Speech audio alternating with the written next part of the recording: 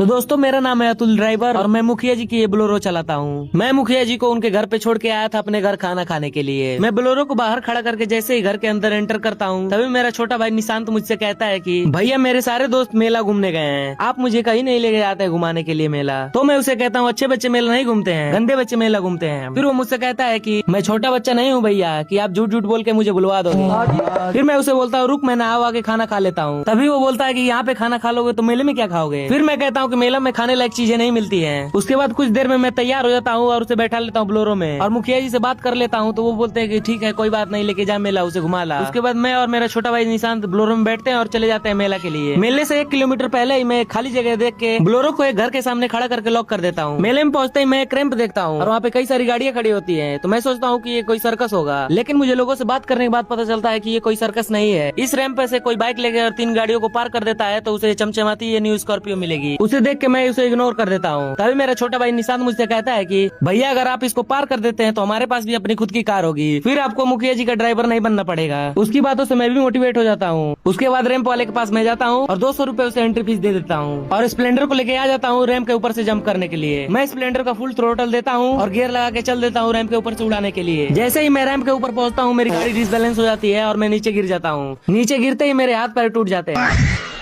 किसी ने सही कहा है, गरीब की आय और चूतियों की राय नहीं ली जाती है।